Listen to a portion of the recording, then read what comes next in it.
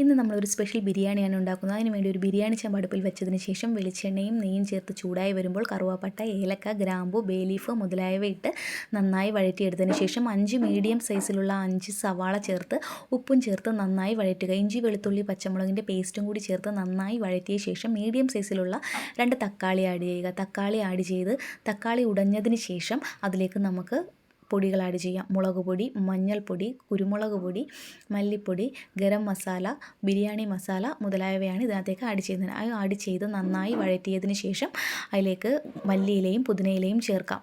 ശേഷം നന്നായി വഴറ്റിയതിന് ശേഷം മീഡിയം സൈസായിട്ടുള്ള ചിക്കൻ്റെ കഷ്ണങ്ങൾ ചേർക്കുക. കഷ്ണങ്ങൾ ചേർത്ത് നന്നായി വഴറ്റിയതിന് ശേഷം 1/2 കപ്പ് തൈര് ആഡ് ചെയ്യുക. തൈര് ചേർത്ത് വഴറ്റിയെടുത്തതിന് ശേഷം നമ്മൾ അത് മൂടി വയ്ക്കുക.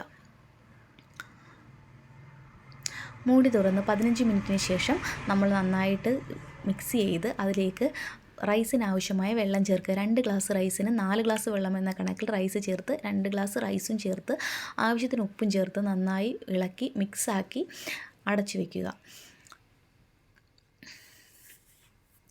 ശേഷം 20 മിനിറ്റിന് ശേഷം തുറന്നു വരുമ്പോൾ സ്വാദിഷ്ടമായ ബിരിയാണി റെഡിയാണ്.